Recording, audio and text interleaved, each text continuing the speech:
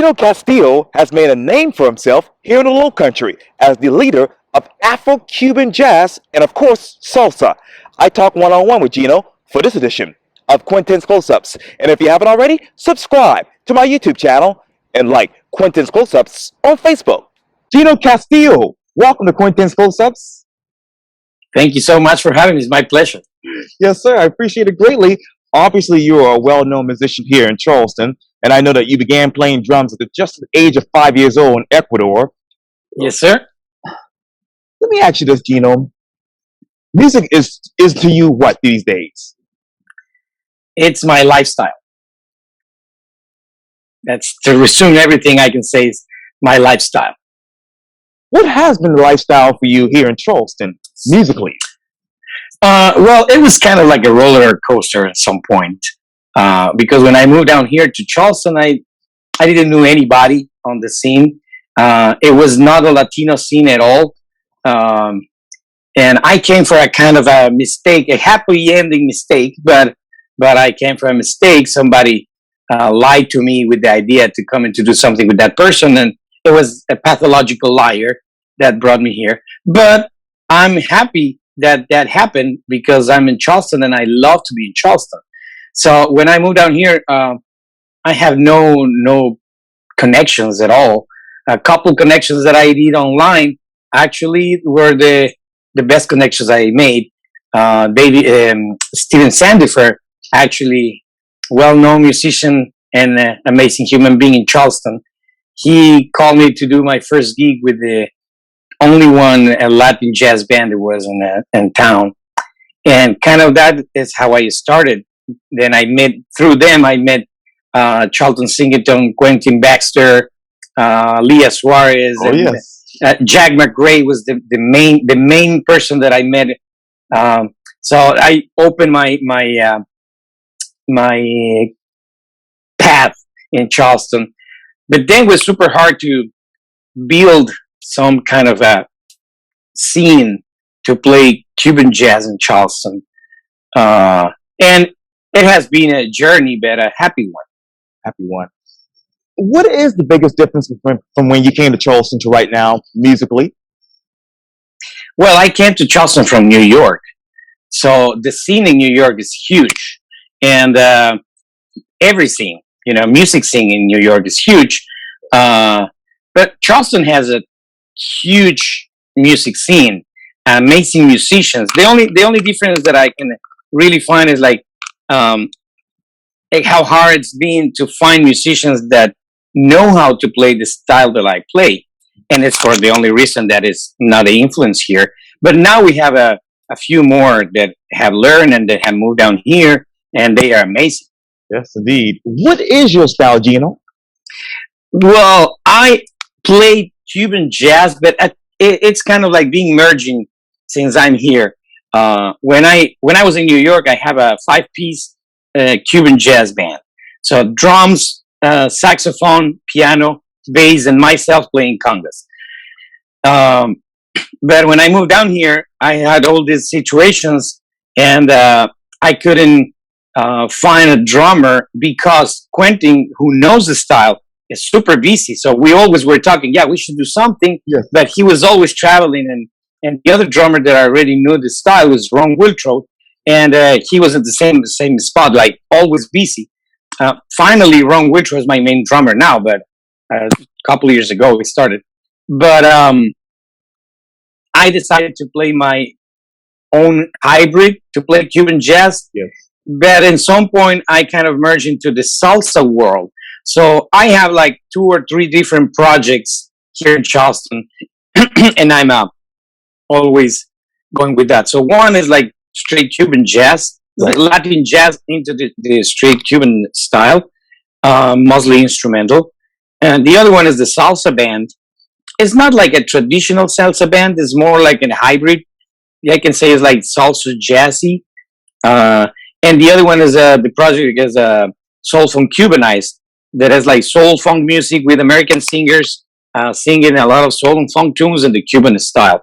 And now I have a new baby that's called Buena Vista Legacy Band, right. And we are recording an album. So that's kind of like the way I'm going into the Cuban world, but always, you know, following whatever it comes to me. Absolutely. What is that instrument that describes you today? Cuban percussion and singing. I wasn't expecting to be a singer. Oh, Uh, I I went to school in Cuba for percussion, but in some point in the school, I used to ride my bicycle 10 miles a day to go to school. And one day in the school, somebody told me, "Okay, in order to keep you doing this, you need to take another instrument." mm, And I thought, "Oh my God, another instrument! What I'm going to be carrying around with in my bicycle?" That was my first thought. right, I was like, I don't want to carry anything, right. and I couldn't afford a piano or a keyboard to practice piano. So I said, I don't know. And I was talking to my friend. He was one of the lead singers on the Cuban opera, and he was the teacher of vocals there. So every day in the school, we used to have Cuban coffee on the breaks with him, and we were talking. And one day I said, "Dude, can you believe I need to take another instrument? I don't want it." And he said, "You have your instrument right here." And he convinced me to take vocal lessons. He said, "We're gonna hang out. You're gonna be my student, and we're gonna have fun." So Wow. I did it, and I took 1 year vocal lessons. So I didn't ever consider myself a singer because it was just 1 year vocal lessons. But since I'm here in Charleston, I've been singing a lot. Actually, my two of the four projects, I'm the main singer. Right. So I can say, I can believe that I am a singer now. And the percussion is, of course, Cuban percussion. When did you know exactly that you were a singer here in Charleston? I think I realized that I was a singer when we did it 2 years ago, the Buena Vista Legacy Band concert, because I had to sing a lot of songs. It was mainly a singer concert. I'm playing my congas, and my friends, the Cuban friends that we brought to the concert, um, they never heard me singing, and they was like, "Oh man, you are a singer now." It's like, "Oh, good," Like I started like, "Okay, I think I am right now." Wow, that's just amazing. How is your cultural background reflected in your performances, Gino? 100%. I was born in Ecuador, and I grew up there until I was a little teenager, and then I moved to Cuba, and then it was like a second uh, time born in Cuba. Being so young, and I realized that when I saw my kids here, growing up over there, and they grew up here, but they are really American, Latino Americans, but they grow up here. They've been here more time than they've been there, Mm, and it's kind of like happened to me in Cuba. So I kind of like rebirth there, and being a teenager, and I grew up in a different cultural background. But I feel like both are a huge impact in my music, in my life, and how I express my music.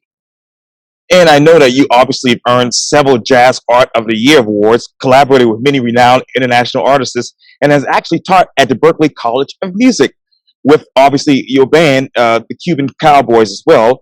What renowned international artists really resembles your music today?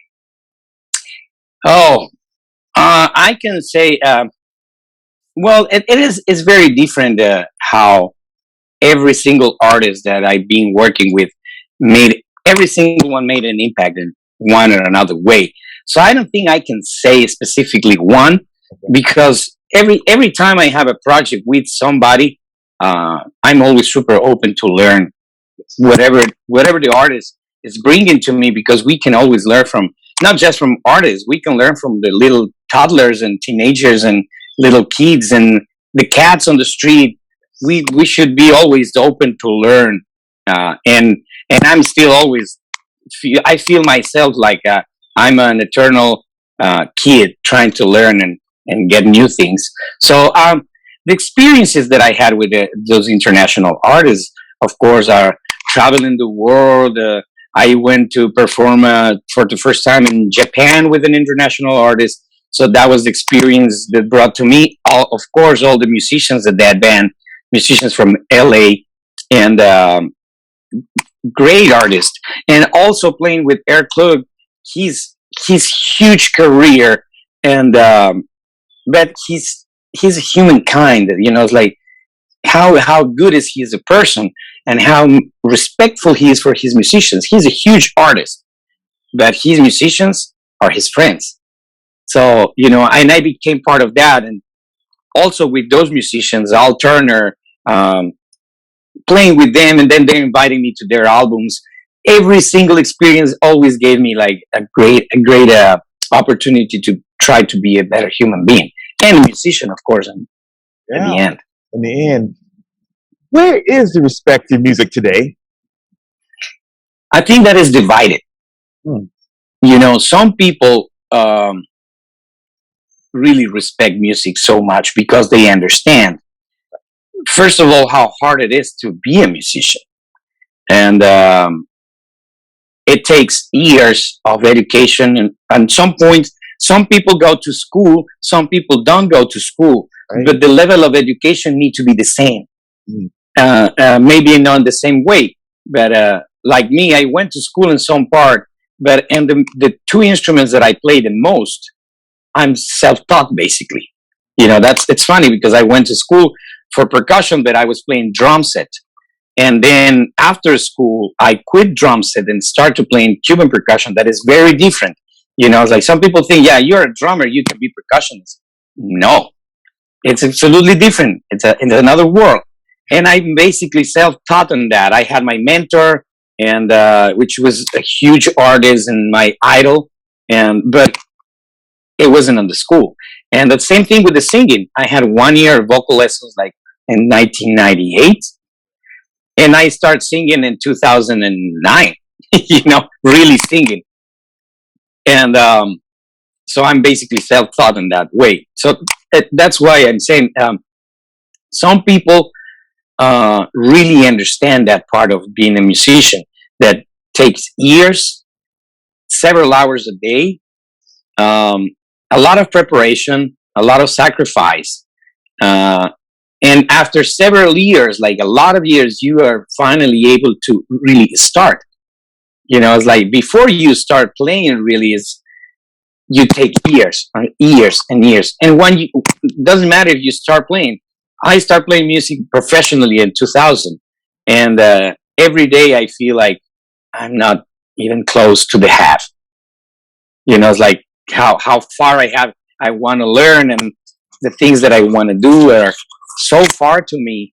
And I think that's kind of like the spark that keeps me always trying to do something and keeps me happy and like a teenager. I was talking to a musician friend the other day, Jonathan Lovett. We had a recording session, and we were talking like we are eternal babies in that way, because we always want to have that new thing that is coming. What is new in our music? When you lose that in music, I think is sad. So, but it's nowadays how the world is working now. It's not just in music. A lot of people believe that they can be musicians in a couple of weeks. And unfortunately, I think that's a very personal perspective, that technology, even if it's so good for so many things, that giving that facility to people to buy software with everything pre-made and put it together. And a lot of people think they believe they are musicians because they buy expensive software and they pay hundreds of thousands of dollars to buy those things that some musicians did, and they put it together. It's like just drag, copy, paste, drag, copy, paste, drag, copy, paste, and they think they are musicians. So that made the world lose a little bit of respect for music. It's the same thing, like people think that because they have the last iPhone and they are video makers and photographers, Right. because of course it is already on the phone. Somebody built that, so you don't need to learn the light, how to let the light get. I went to school music, but my friends were in a film school and photographers, and I was always so passionate about like how you can make that beautiful picture just knowing the regulation. You need 100 here, 400 there, open here, down, and then you will have it without the little screen to already know it is there. Because your knowledge. It's the same thing. Well, I think it's the same thing with the writers. Now you can write a book and publish your book without an editor. So I think it's in every field, and music is suffering part of that. It's like, and we still have an amazing musicians in all the fields. I think like something like, and I feel the same like Miles Davis said, and the world is just good music and bad music, and that's it. It's good because it's well done. Yes. Or it's bad because it's not well done. Doesn't matter the genre, or So I think we need to have a little bit of hope that all this thing will go away, and people will have a lot more respect again for the real craft and everything. Yeah. With social media and obviously the internet, obviously, Gino, what happened to your musical sacrifices? With the social media, Yes. it is, I have two different encounter feelings with social media, because when I started my journey in Charleston and nobody knew me, that was in 2010 basically. I used social media to promote my shows and the music that we were putting together, and worked really well. Actually, I feel like social media put me on the map in Charleston when I was here. But now, social media kind of like changed since 2009 to now, and people don't follow much. But also not just people. The social media itself, I think it became so greedy that they want to control whatever we do there. And I think the algorithm is just an excuse to have that control. Because I just published yesterday, I'm sorry, in my Facebook, because it's been 2 years. Yes, today is 2 years since we did the first concert of the Buena Vista Legacy Band. So I thought, let's put this, and I attached a link for the movie we did. It is in YouTube. And then I have like almost no response. So I decided to do another post just with the writing, whatever it says, no links, no nothing, and had a lot of response. So, and I realized that happens a lot. Facebook and Instagram work the same. Well, they are now basically the same. Yeah. So they don't let you do anything unless they think they want to get something. I believe I'm not sure why is it, but I feel like social media became so greedy, the business of social media, and at the same time, people feel a lot more entitled in social media, and that is like create a conflict. Yeah. So I'm almost every day thinking, oh my God, I can't wait to close all my accounts and keep living my life. Yes, but I feel like trapped there because I never share anything personal in social media. Right. My social media is strictly professional for my music. Right. And I feel like, what if some days I feel like nobody's really watching what I post about my job. And some days I think, what if I close everything? And I said, like, what if I close and then really nobody see what it is? So it's weird. Right. It is weird. So, and it's the sacrifice to be all the time having to be in social media, trying to promote your music. That's a sacrifice, that bro. Yeah, absolutely. And I know, obviously, you're an Afro-Cuban jazz percussionist and a singer and leader of the local bands, Gino Castillo Quartet and the Soul Funk Cabais. Yeah, I love this.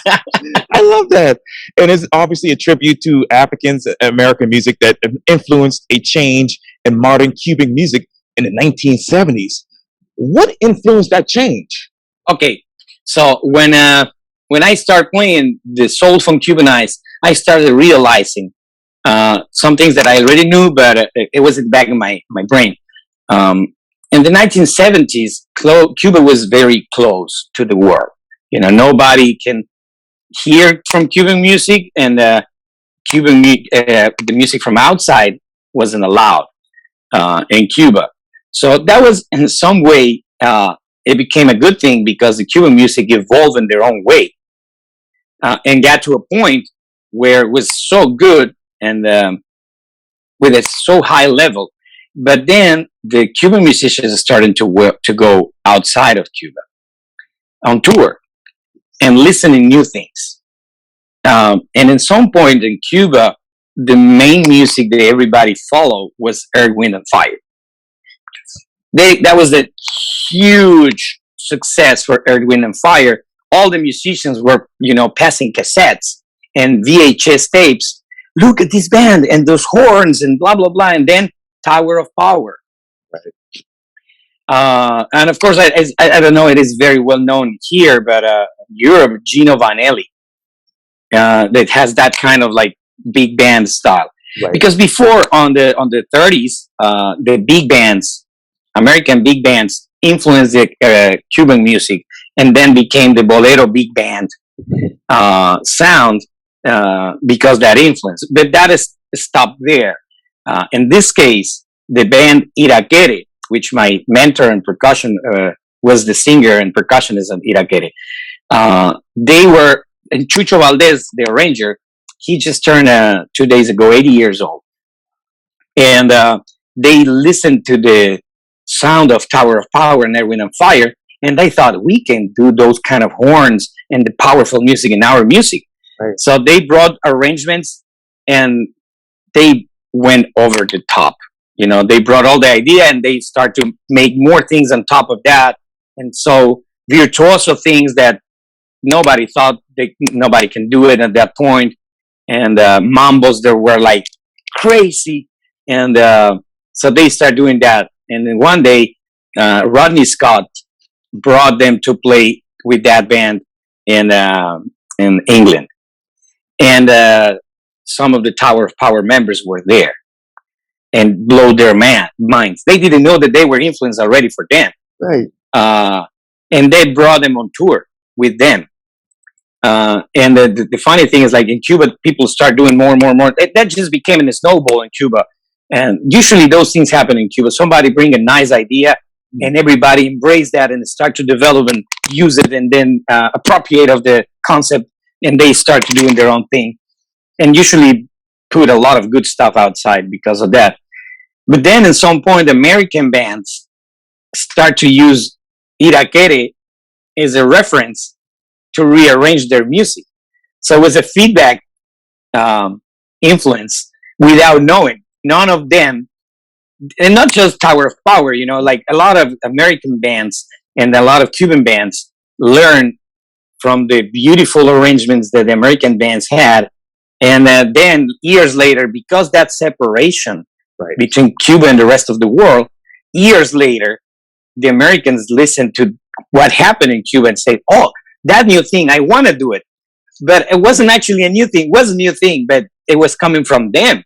So it's a nice thing. I love that idea of the cooperation. Right. And of course, always, all of that, it's coming back to the first root of that, African music. African music has different evolution than the rest of the world. Right.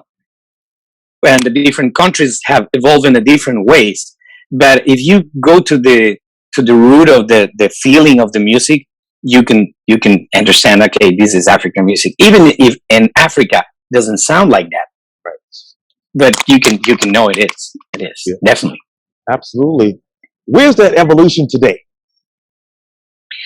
I think now the evolution is happening in the world with that feedback. That happened at some point like in Cuba, but now it's happening in the whole world because the technology and internet has that beautiful opportunity to everybody to learn from other countries and other cultures and musically understanding what's happening there.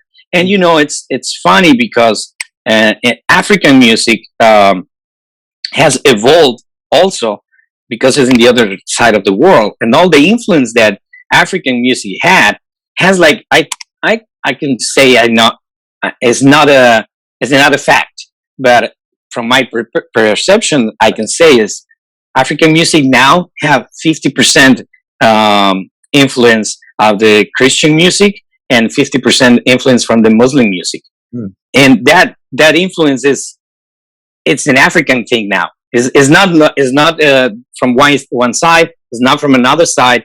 It's African music now, and it's very interesting how they use in Africa now a lot of the gospel sound from the United States, for example, for their own style. But you can feel that those choirs there is like, wow, that sounds very African. But you can feel that. So I think that is happening in the whole world. That mix of everybody together because we are all learning new things from the rest of the world. Wow. What new things are you learning musically? Oh, a lot. Well, my latest, and I don't think that I know, but I'm trying to understand, is the Gola music. In 2000 and maybe 11, we talked to Quintin about this. You know, we're good friends with Quintin Baxter, so I'm always learning from him. And we were talking. I always said I want to do something to mix the Gola music, the Cuban music, and the Brazilian music. Oh yeah. I'm not an expert in Brazilian music, but I know a little bit. I'm not an expert in anything, but I love several things. And when Quintin started playing the Gola music, I thought I can feel the common point between Gola, Brazilian, and Cuban, and African, of course. It's like, and we were talking about, yes, is this thing is there, but for the same reason, the busyness of the life, we never could bring a project together. So we had a first attempt when we did a version in the first album, Soul from Cuban Eyes. We did one song that is that song from the made famous, oh my God, Arrested Development. Right. Everyday People. Yes. That is an all funky tune. Yeah. So we did a version, and one of the members from Arrested Development sang the song in this version, Ishi. But so the song is like a funky soul from Cubanized, and at the end turned into a Gola Cubanized thing. So that was the first attempt, and then I did this song on the pandemic when I was in the same place I am right now for 3 months, already locked in by myself. And I started calling my friends to say, let's do something online. It's like everybody has the little kind of way to recording in their houses. And luckily I live in my studio, basically, and I did this song. It's called Cha Cha Charleston. And I called all my friends, and Kiana, Charlton, Elise, a bunch of friends. And I even forgot to call people because I was so involved with trying to make it happen. My idea was to do like 3 or 4 people. The first one I called was Sandrina, and she said, yes, let's do it. And I was so excited. But then turned out that more than 40 people on the song. But the main idea that I had with that tune was like at the end, I want to turn this cha-cha into a Gola song. So that's what we did, and with Quintin and Charlton, it was beautiful. So that's the music that I'm and the point of learning. And also, well, I love music for everywhere in the world. So every time I have the chance to listen to something new from everywhere in the world, I'm always super open. And it's so many things to learn that is so hard. Right. But now I'm about to start a new journey learning a new instrument that's called a bata. It's a ritual percussion instrument from the country. Well, it's used in a religious way in Cuba, 100%, but it's coming from the country of Oyo in Africa. And it's kind of like a percussion, kind of a conga, or kind of like a djembe.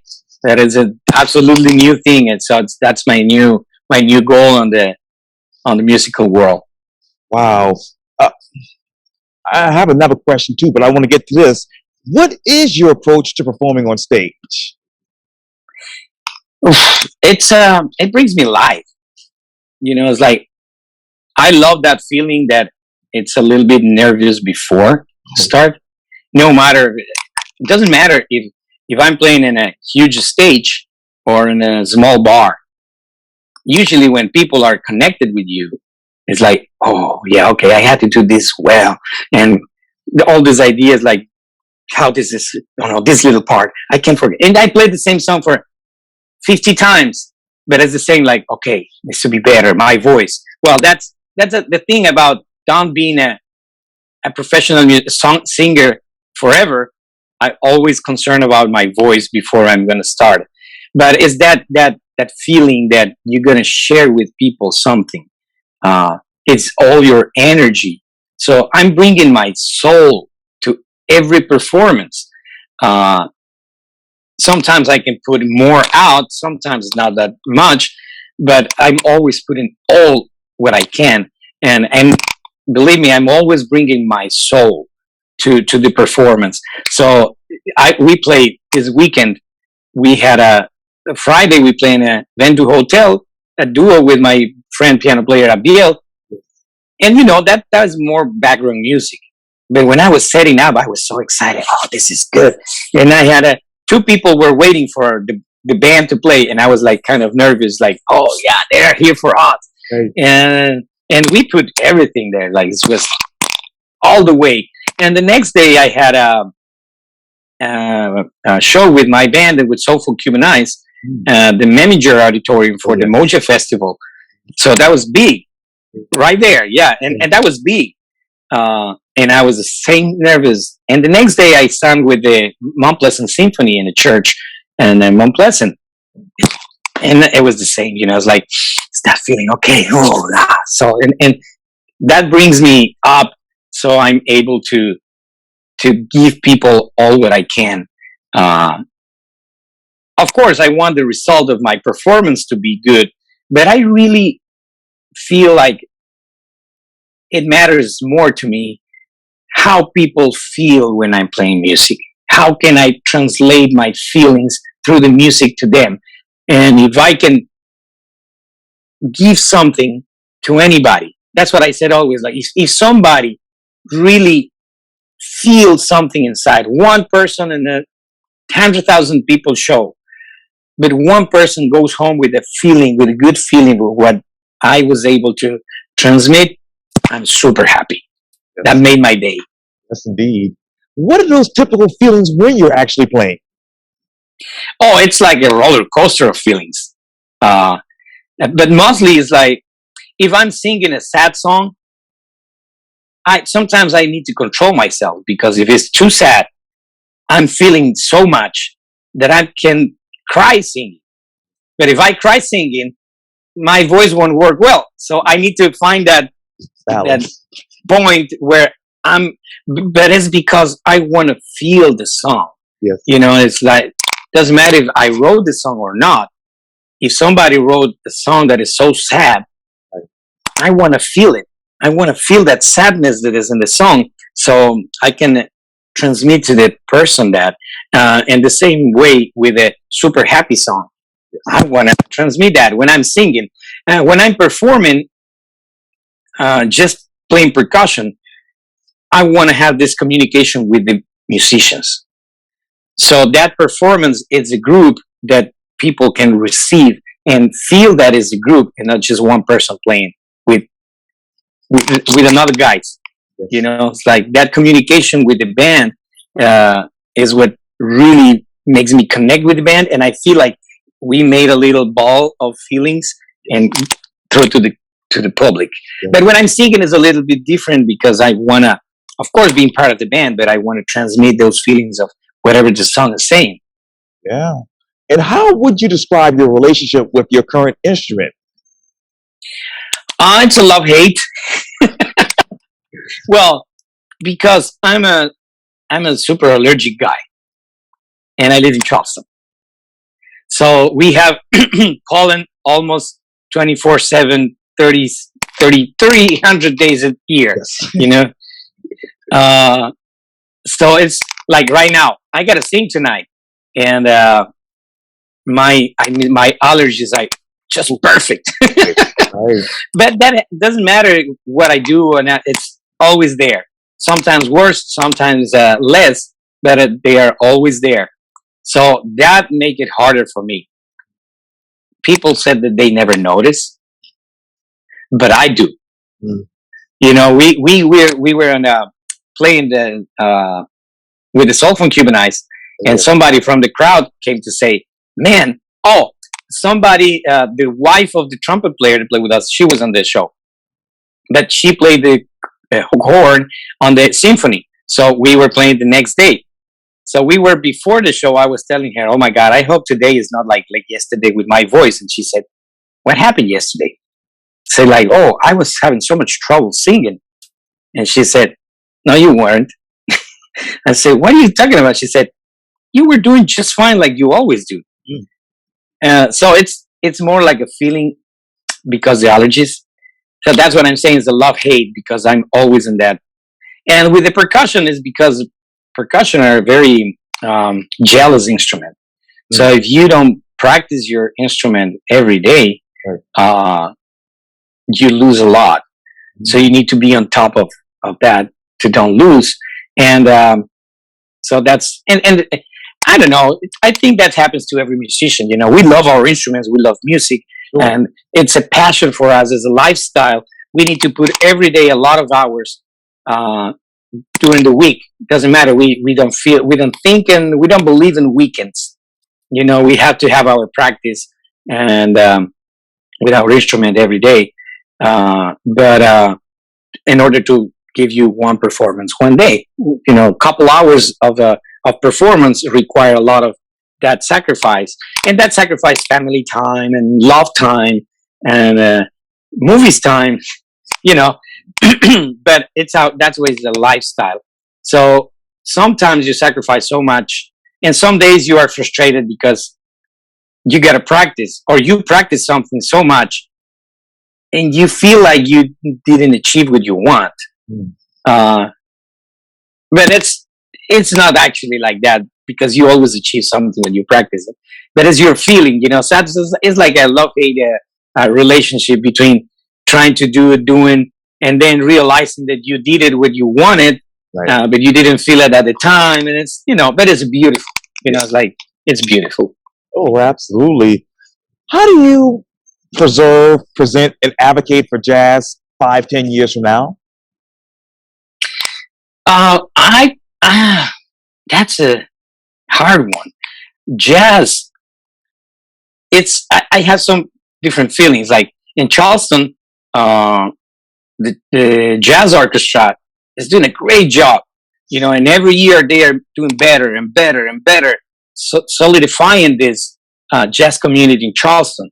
So I feel like in Charleston, it's getting healthier and healthier. Also, Colombia with the College Jazz Foundation, they are doing the same. So if we talk about South Carolina, I really feel like in 10 years will be a great, amazing, big scene because it is already a great scene. So in 10 years, I think will be a reference for the rest of the country, like New Orleans or New York, because we have everything we need to be. You know, we have the musicians there. They're so good and so well prepared. And Charleston have a particular thing. Musicians are very friendly each other. Yes. You know, we are really community, and we are welcoming every time somebody's coming to play, and we go to support concerts of our friends. You know, it's like Bar Mash have every Monday music there, and you always will see another musicians on the chairs, just supporting their fellow musicians because they are so good that you want to go to see a friend playing music. You know. Right. So I feel like in South Carolina, Charleston, and Columbia, from my knowledge, uh, are doing a great job to put it together and push and make it grow up in a good way. In a good way. This might be a silly question, Gino, but what particular, you mentioned New Orleans and obviously New York City and here in Charleston. What city really describes music the best these days? I think every city describes their own music right now, their own society. Yeah. If you hear what is happening in New York jazz clubs now, uh, they are more hip hop jazz clubs than jazz clubs. But in New Orleans, you still listen in a bunch of traditional jazz, and in Charleston, you hear both. You know, it's like Charleston has that because if somebody read the book that John McRae wrote about the history of jazz, you will understand that jazz was born at the same time here than New Orleans. It was happening between the cities. Right. Just for history things, didn't went that popular in Charleston, and New Orleans became super popular about the origin of jazz. But because of those reasons, uh, we had history like as big as New Orleans history in jazz. But the different influences that came to Charleston and the Gullah music that is different, uh, they're cousins with the second line. Uh, but the Gullah music really made a difference in Charleston music. So you can hear here, if you hear, well, of course, Ranky Tanky is a very big example of the music from here now. But you go to listen to Quintin playing with any quartet, Right. playing jazz, but you can hear on Quintin's drumming or in Charleston's trumpeting, uh, you can hear that difference. So it brings every city have their own sound, so it represents their own society. If you go to Miami, you're going to have a bunch of mix of Latin American sounds. Yes. It is not like used to be going to Miami Cuban music. It is not anymore. It's a bunch of mix of Latin American music now. So it represents. So I feel like every city with a big scene have a big representation of itself. What will be your musical lifestyle 5, 10 years from now? Oh, I don't know really how to, because I have several ideas in my brain, you know. So with all these projects that I'm always bringing up, uh, I always feel like this is going to be awesome, and all of those for me when I listen, all are awesome to me because I love how it got. But some of them are just there, like with the Soul from Cuban Eyes, I have like waves. Right. You know, when we just started, it was the way we were playing Soul from Cuban Eyes all the way around, and then kind of like went down. And I stopped playing the Soul from Cuban Eyes for years. Then we did a concert, the Poor House, and again and again went down.